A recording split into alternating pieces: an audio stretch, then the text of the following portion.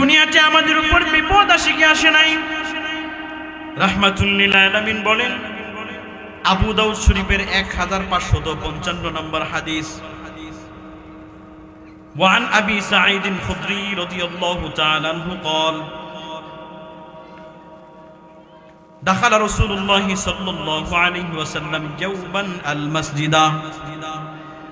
হযরত আবু সাঈদ খুদরি বলেন, রাহমাতাল লিল আলামিন যখন একদিন মসজিদের মধ্যে যখন প্রবেশ করলেন, রাসূল আমার মসজিদের মধ্যে প্রবেশ করার পরে রাসূল কারীম সাল্লাল্লাহু আলাইহি ওয়াসাল্লাম তখন একজন লোককে দেখতে পেলেন। তখন দেখলেন যে লোকটা মসজিদের মধ্যে বসে আছে।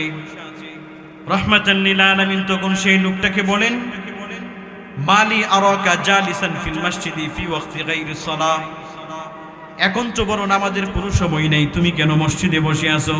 এখন তো এমন একটা সময় বিন্দু পরিমাণ নামাজের কোনো ওয়াক্ত হয় নাই, এখন তুমি কেন মসজিদের মধ্যে বসে আছো?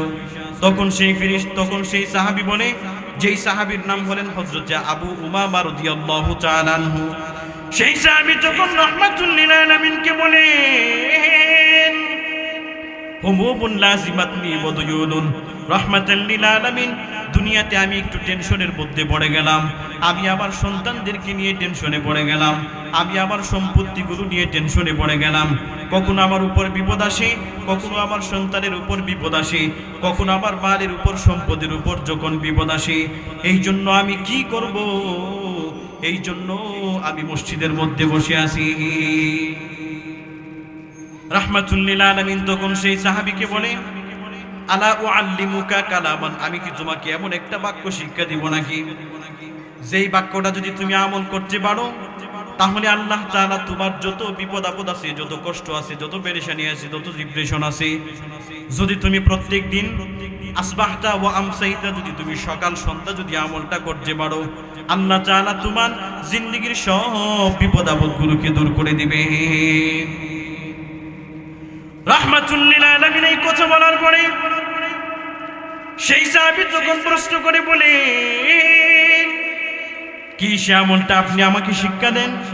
তখন রাহমাতুল লিল আলামিন সেই সাহাবীকে প্রশ্ন করে বললেন, আবু উমামাকে বললেন, প্রত্যেক দিন সকাল এবং সন্ধ্যায় আল্লাহুম্মা ইন্নী আউযু বিকা মিনাল হামনি ওয়াল হুজনি ওয়া আউযু বিকা মিনাল আজজি ওয়াল কাসাল ওয়া আউযু বিকা মিনাল বুখলি ওয়াল জুবন ওয়া আউযু বিকা মিন গলাবাতিদ দাইনি ওয়া কাহরির রিজাল।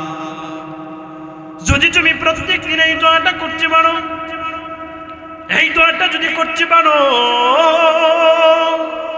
তাহলে মানিক তোমার যত ডিপ্রেশন আছে, তোমার যত পেরেশানি আছে, তোমার যত কষ্ট আছে, তোমার যত পরিমাণ বিপদ আপদ আছে, সমস্ত বিপদ আপদ থেকে তোমাকে মালিক রক্ষা করে দিবে।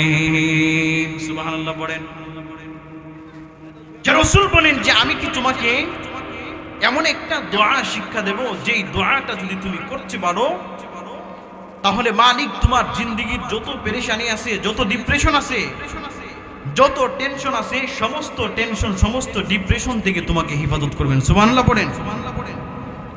দুনিয়াতে আমার উপর বিপদ আসতে পারে, এটা আমার জন্য বিন্দু পরিমাণ কোনো নৈরাশ হওয়ার কারণ নাই। রাহমাতুল লিল আলামিন বলেন, মা ইয়াজালুল বালাউ বিল মুমিনি ওয়াল মুমিনাতি ফি নাফসিহি ওয়া ওয়ালাদিহি ওয়া মালিহি। রাসূল আমার বলেন, দুনিয়াতে যত মুমিন আছে, যত মুমিন বান্দা আছে, যত মুমিন নারী আছে, যত পরিমাণে মানুষ আছে, সমস্ত মানুষের উপর আমি আল্লাহ তাআলা কখনো কখনো বিপদ দেই, কখনো তার সন্তানের উপর বিপদ দেই, আবার কখনো কখনো তার স্ত্রী সন্তানের উপর বিপদ দেয়, আবার কখনো কখনো সেই বান্দার নিজের উপর বিপদ দেয়, আবার কখনো কখনো তার সম্পদের উপর বিপদ দেয়।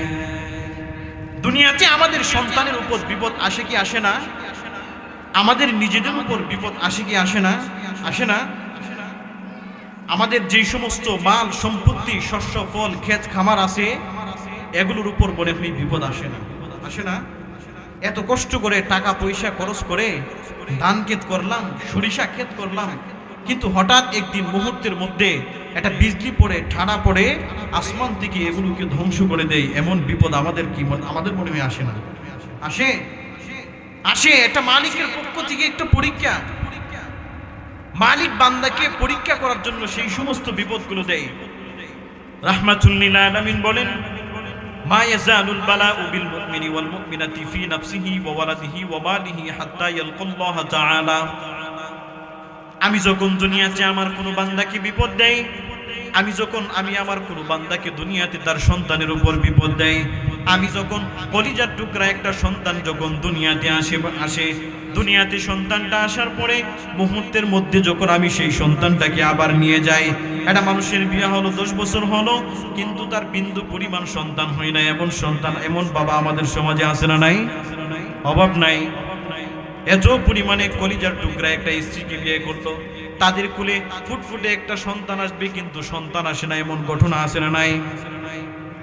রাহমাতুল লিল আলামিন বলেন, দুনিয়াতে আমি আল্লাহ তাআলা তোমাদেরকে বিপদ দেই, যখন তোমাদেরকে কোনো বিপদ দেই, বিপদটা দেওয়ার পরে যদি তোমরা ধৈর্য ধারণ করতে পারো, যখন তোমার সন্তানটাকে দুনিয়াতে নেওয়ার পরে যখন তুমি ধৈর্য ধারণ করো, মালিকের সঙ্গে যখন বিন্দু পরিমাণে তখন তুমি যখন নৈরাশ না হও, তোমার সন্তানের ক্ষতি করার পরে যখন তুমি এটার উপর যখন তুমি ধৈর্য ধারণ করতে পারো, তোমার যেই সমস্ত জমি ক্ষেত আমার ফসলগুলো আছে এগুলোকে যখন আমি আল্লাহ তাআলা ধ্বংস করে দিই, এটার উপর যদি তুমি ধৈর্য ধারণ করতে পারো, হাত্তা ইয়ালকাল্লাহু তাআলা ওয়া মা আলাইহি খতিআতুহু। রাহমাতাল লিল আলামিন বলেন, দুনিয়াতে যখন তোমাদেরকে এই সমস্ত বিপদ আপদগুলো দেই, যদি তোমরা বিপদ আপদগুলো পাওয়ার পরে যদি আমি আল্লাহ তাআলার উপর যদি বিন্দু পরিমাণ যদি কোনো নৈরাশ তোমরা না হয়ে যাও, মালিক তোমাদেরকে এত পরিমাণে পুত পবিত্র বানায় আমি আল্লাহ তাআলার সঙ্গে সাক্ষাৎ করব। ওয়া মা আলাইহি খতিআতুহু, রাহমাতুল লিল আলামিন বলেন, এত পরিমাণে পুত পবিত্র হয়ে যায় যেন বান্দার আমলনামার মধ্যে বিন্দু পরিমাণ কোনো গুনাহ নাই। সুবহানাল্লাহ।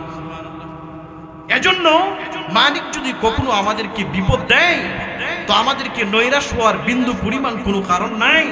যেই মালিক আমাদেরকে বিপদ দিয়েছেন উনি আবার আমাদেরকে বিপদ থেকে উদ্ধার করার ক্ষমতা রাখে কি রাখে না? অবশ্যই রাখে। রাহমাতুল লিল আলামিন হাদিসের মধ্যে বলেন, ইজা আরাদাল্লাহু বিআবদিহিল খায়রা ফাআজ্জালা লাহুল উকুবাতা ফিদ দুনিয়া। দুনিয়াতে আমার যত বান্দা আছে, আমি আমার বান্দাদের যখন দুনিয়াতে কোনো কল্যাণ সাধন করি, যখন কোনো কল্যাণ চাই, তখন আমি আমার সেই সমস্ত বান্দাদেরকে দুনিয়ার মধ্যে আমি তাদেরকে ফাআজ্জালা লাহুল উকুবাতা ফিদ দুনিয়া, দুনিয়াতে আমি আমার সেই সমস্ত বান্দাদেরকে বিপদ আপদের মধ্যে তাদেরকে আমি ফেলে রাখি। ওয়া ইজা আরাদাল্লাহু বিআবদিহি শাররা, আর যখন দুনিয়াতে আমি আমার কোনো বান্দাদেরকে যখন অকল্যাণ সাধন করি, যখন আমি আমার প্রিয় বান্দা হিসেবে খাতায় যখন তাদেরকে আমি নাম না লেখাই, দুনিয়াতে আমি আমার যেই সমস্ত বান্দাদেরকে ভালোবাসি না, তো সেই সমস্ত বান্দাদের লাগামটা আমি আসমান জমিনের নিচে আমি ছেড়ে দেই। দুনিয়াতে সেই সমস্ত বান্দা যত অপরাধ করতে পারে, তার কোনো অপরাধের ব্যাপারে আমি তাকে জিজ্ঞাসাবাদ করব না, কিন্তু যখন সে দুনিয়া থেকে যখন মৃত্যুবরণ করবে, আমার কাছে যখন আসবে, তখন কিন্তু মালিকের আসামির কাঠগড়ায় তাকে দাঁড়াইতে হবে। যে দুনিয়াতে আমার যত প্রিয় বান্দা আছে, আমার যত মহাব্বতের ভালোবাসার বান্দা আছে, তাদেরকে আমি দুনিয়াতে কষ্ট দেয়। কি জন্য কষ্ট দেয়? কারণ দুনিয়া থেকে আমি তাদেরকে তাদের জিন্দেগির যেই সমস্ত গুনাহগুলো আছে, সমস্ত গুনাহগুলো থেকে আমি তাদেরকে পুত পবিত্র বানাতে চাই। সুবহানাল্লাহ পড়েন। আর যখন দুনিয়াতে আমি আমার বান্দাদের কোনো অকল্যাণ সাধন করি, কল্যাণ চাই না, বান্দাকে ভালোবাসি না, তখন আমি বান্দাকে দুনিয়াতে বিপদ আপদ দেয় না, তাকে আমি টাকা পয়সা অঢেল সম্পত্তির মালিক ক্ষমতার মালিক দিয়ে রাখি, দুনিয়াতে সে যা ইচ্ছা তাই করতে পারে, কিন্তু একদিন সে আমার কাছে আসামির কাঠগড়ায় দাঁড় হতে হবে কি হবে না? অবশ্যই দাঁড় হতে হবে। অন্যত্র হাদিসের মধ্যে রাসূল কারীম সাল্লাল্লাহু আলাইহি ওয়াসাল্লাম বলেন যে ইজা আরাদাল্লাহু ইজা আহাব্বা কওমান ইবতালাহুম, রাহমাতুল লিল আলামিন বলেন যে দুনিয়াতে যেই সমস্ত সম্প্রদায়কে অথবা বান্দাকে আমি আল্লাহ তাআলা ভালোবাসি, সেই সমস্ত বান্দাদেরকে আমি আল্লাহ তাআলা দুনিয়াতে বিপদ আপদ দিয়ে তাকে আমি পরীক্ষা করি। সুবহানাল্লাহ বলে। দুনিয়াতে তাকে বিপদ দেওয়ার পরে যদি সে আমার বিপদের উপর সে যদি সন্তুষ্ট থাকে, মালিকের প্রতি যদি কোনো প্রকার অসন্তুষ্ট না হয়, রাহমাতুল লিল আলামিন বলেন ইজা আহাব্বা কওমান ইবতালাহুম ফামান রাদিয়া ফালাহুর রিদা ওয়া মান সাখাতা ফালাহুস সাখাত। রাহমাতুল লিল আলামিন বলেন, দুনিয়াতে বান্দাকে যখন আমি যখন কোনো বিপদ দেই, সেই বান্দাকে আমি ভালোবাসি, কিন্তু সেই বান্দা যদি আমার উপর সন্তুষ্ট থাকে, আমি আল্লাহ তাআলাও সেই বান্দার উপর সন্তুষ্ট হয়ে যাই। সুবহানাল্লাহ বলেন। আর যখন দুনিয়াতে কোনো বান্দাকে আমি বিন্দু পরিমাণ কোনো কষ্ট অথবা ক্লেশের মাধ্যমে বিপদ আপদের মধ্যে যখন ফেলে রাখি, যদি সেই বিপদটা পাওয়ার পরে সে যদি আমি আল্লাহ তাআলার উপর যদি অসন্তুষ্ট হয়ে যাই, আমি মালিক তার প্রতি সন্তুষ্ট থাকি না। তাহলে আমরা এই সমস্ত হাদিসের মাধ্যমে কি জানতে পারলাম? যে দুনিয়াতে আল্লাহ তাআলা আমাদেরকে যাদেরকে ভালোবাসেন তাদেরকে আল্লাহ তাআলা বিপদ আপদ দেয়। কেন দেয়? আল্লাহ তাআলা চান আমি যে আল্লাহ তাআলা বান্দাগুলোকে এত পরিমাণে মায়া করে দয়া করে সৃষ্টি করলাম, দুনিয়াতে যেন তারা তাদের যেই সমস্ত গুনাহগুলো আছে সমস্ত গুনাহগুলো থেকে যেন পবিত্র হয়ে আমার কাছে আসতে পারে, এই জন্য আমি দুনিয়াতে তাদেরকে বিপদ আপদ দেই। সুবহানাল্লাহ বলে। তাহলে যেই কথাটা বলতেছিলাম যে মালিকের সঙ্গে যদি আমরা আমাদের সম্পর্কটাকে যদি গাঢ় করতে চাই, সম্পর্ককে যদি আমরা জোড়া লাগাতে চাই, তাহলে আমাদেরকে দুইটা কাজ করা লাগবে। এক নাম্বার কাজ হলো সব সময় মালিকের কাছে চাইতে হবে, মালিকের কাছে বেশি বেশি দোয়া করতে হবে। কারণ রাসূল বলেন যে দুনিয়াতে একটা মানুষের কাছে একবার দুইবার তিনবার বারংবার চাইলে মানুষটা কষ্ট পায়, আর মালিকের কাছে যদি কোনো বান্দা না চাইতো, বান্দা সেই বান্দার আল্লাহ তাআলা সেই বান্দার উপর রাগান্বিত হন। সুবহানাল্লাহ বলেন। কিন্তু আজকে তো আমরা মালিকের কাছে চাইতে পারি না, মালিকের কাছে আমরা দোয়া করতে পারি না, মালিকের কাছ থেকে আমরা চেয়ে আনতে পারি নাই, এই সাধ্য আমাদের নাই। অথচ রাহমাতুল লিল আলামিনের সাহাবীরা কেমন ছিলেন? যেই দোয়া করতেন আল্লাহ তাআলা মুহূর্তের মধ্যে সেই দোয়াগুলোকে কবুল করে নিতেন। সুবহানাল্লাহ পড়েন। রাহমাতুল লিল আলামিনের সাহাবীরা একদিন যখন সাহাবীদেরকে যখন জালেম জল্লাদ বেঈমান মুশরিকরা যখন সাহাবায়ে কেরামকে যখন ধাওয়া করলো আঘাত করার জন্য, রাহমাতুল লিল আলামিনের সাহাবীরা তখন অসংখ্য অগণিত সাহাবীরা যখন এলাকা থেকে স্বদেশ পরিত্যাগ করে যখন তারা অন্যত্র চলে যাওয়ার জন্য যখন রওনা করলেন, রাহমাতুল লিল আলামিনের সাহাবী যখন তিনি পথিমধ্যে রওনা করলেন, হঠাৎ করে তার চোখের সামনে একটা নদী চলে আসলো। সমস্ত সাহাবীরা তখন বিপাকের মধ্যে পড়ে গেলেন। আমাদের সামনে তো এখন একটা নদী, কিন্তু নদীটা কিভাবে পার হবো এই সামান তো আমাদের কাছে নাই। যদি আমরা নদীটা পার হতে না পারি, তাহলে তো আমাদেরকে সেই সমস্ত ফেরাউন জল্লাদ, সেই সমস্ত মুশরিকরা কাফেররা তো আমাদের উপর আক্রমণ করে বসবে। রাহমাতুল লিল আলামিনের সাহাবীরা তখন টেনশন করতে শুরু করলেন।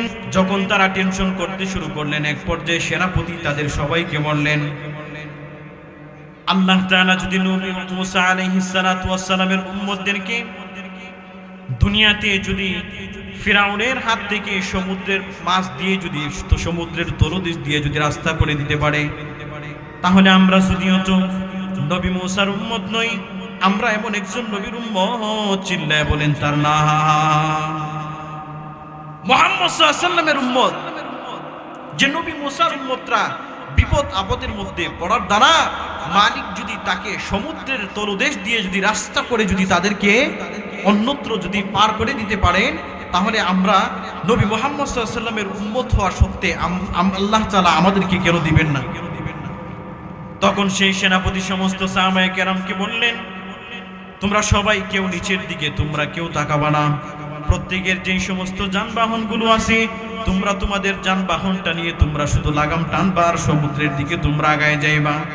রাহমাতুল লিল আলামিনের সাহাবী যখন তিনি পথিমধ্যে অতিক্রম করতে শুরু করলেন, তখন মুহূর্তের মধ্যে যখন তারা সমুদ্রের মধ্য দিয়ে আল্লাহ তাআলা তাদেরকে বড় রাস্তা করতে শুরু করলেন। তাদের জন্য যখন রাস্তা হয়ে গেল, সেনাপতি তখন সমস্ত সাহাবীদেরকে নিয়ে যখন সমুদ্রের মধ্য দিয়ে যখন অতিক্রম করতে যখন শুরু করলেন, যখন তারা অতিক্রম করতে শুরু করলেন, এমন একটা মুহূর্তের মধ্যে একজন সাহাবীর কাছে একটা লুটা ছিল। আগের জামানায় আমাদের কাছে লুটা ছিল না, পিতলের লুটা ছিল, মুরব্বীদের কাছে ছিল। বাড়িতে অনেক সময় দাদা দাদি এগুলো দিয়ে এগুলোর ভিতরে পানি ঢুকিয়ে এগুলো দ্বারা উজু করতেন, এমন আছে না? অবশ্যই আছে। রাহমাতুল্লিল আলামিনের একজন সাহাবী ছিল, যেই সাহাবীর হাতের মধ্যে যখন একটা লুটা ছিল, হঠাৎ করে সেই লুটাটা যখন পানির মধ্যে সমুদ্রের নিচে যখন ডুবে গেল, রাহমাতুল্লিল আলামিনের সাহাবী তখন সেনাপতিকে ডাক দিয়ে বলেন, আমার কাছে যে একটা লুটা ছিল, লুটাটা আমার হাত থেকে পড়ে গেল, আমি তো আমার সেই লুটাটা না নিয়ে তো আমি সমুদ্র পাড়ি দেব না, আমি সামনে অগ্রসর হব না। সেনাপতি যখন বলে, কেন তুমি অগ্রসর হবে না? বলে, এটা এমন একটা পবিত্র এমন একটা দামি লুটা, যেই লুটার মধ্যে টুট লাগিয়ে লাগিয়ে আমার নবী পানি পান করছেন। সুবহানাল্লাহ বলেন যে এটা এমন দামি পরিমাণ একটা লুটা যে এটার মধ্যে আমার রাসূল কারীম সাল্লাল্লাহু আলাইহি ওয়াসাল্লাম টুট মুবারক লাগিয়ে লাগিয়ে তিনি পানি পান করছেন। এখন আমি যদি এটাকে যদি রেখে যাই, আমি তো কখনো, আমার দিল তো কখনো বরদাস্ত করতে পারবো না, আমি তো সহ্য করতে পারবো না রাসূলের হাতের এমন একটা দামি জিনিস আমি রেখে চলে যাইতাম। এজন্য আমি এটা না নিয়ে কখনো যাব না। সুবহানাল্লাহ বলেন। সেনাপতি তখন সাহাবীকে বললেন, যদিও তোমার লুটাটা পড়ে গেছে, তার তুমি সেই লুটার মায়াটা তুমি তোমার অন্তর থেকে তুমি ফেলে দাও, তোমার লুটাটা তোমার আর নিয়ে যাওয়ার কোনো প্রয়োজন নাই। তখন সেই সাহাবী বলে, যদি সেই লুটাটা যদি আমি সমুদ্রের তলদেশ থেকে যদি না নিতে পারি, আমি ওখান থেকে এক কদম পরিমাণ সামনে অগ্রসর হব না। সুবহানাল্লাহ বলেন। সেনাপতি তখন আল্লাহ তাআলার কাছে দোয়া করেন, সেই লুটাটা যদি আজকে তুমি ফিরিয়ে না দাও, তাহলে তোমার সেই বান্দাটা কিন্তু আজকে ওখান থেকে এক কদম পরিমাণ সামনে যাবে না। সুবহানাল্লাহ পড়েন। মালিকের কাছে তখন দুইটা হাত উত্তোলন করে তিনি মুনাজাত করতে লাগলেন, তিনি চাইতে লাগলেন যে মালিক, এত পরিমাণে দামি একটা লুটা সমুদ্রের ভিতরে তলদেশে চলে গেল, যেই লুটাটার মধ্যে টুট লাগিয়ে নবী করিম সাল্লাল্লাহু আলাইহি ওয়াসাল্লাম পানি পান করছেন।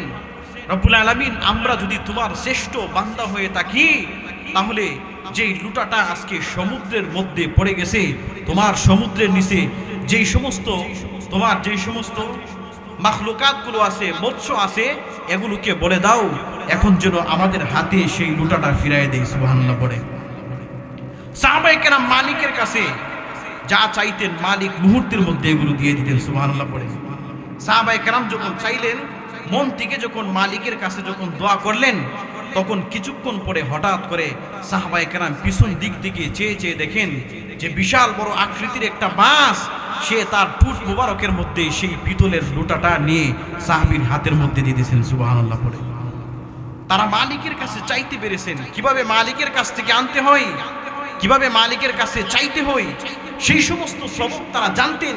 কিন্তু আজকে আমরা মালিকের কাছে চাইতে জানি না, দোয়া আমাদের কবুল হয় না। এত পরিমাণে দোয়া করি, মানুষ এসে বলে যে হুজুর এত পরিমাণে দোয়া করি, কিন্তু আমাদের দোয়া তো কবুল হয় না। দোয়া কবুল হবে কিভাবে? রাসূল কারীম সাল্লাল্লাহু আলাইহি ওয়াসাল্লাম বলেন যে মাকুলুল হারাম মালবাসুল হারাম, তুমি যেই খাবার খাচ্ছ, তুমি যেই পোশাকটা পরতেছো, তুমি কি কখনো চিন্তা করে দেখছো যে তোমার শরীরের যেই সমস্ত রক্ত মাংসগুলো যেগুলো হচ্ছে, এগুলো কি তোমার হালাল পয়সার টাকা দিয়ে খরিদ করা নাকি হারাম? আজকে হালাল হারামের কোনো জাসপাট্টাল নাই। তো মালিকের কাছে যদি আমরা চাই, মালিক কিভাবে কবুল করবে? কবুল করার সুযোগ আছে?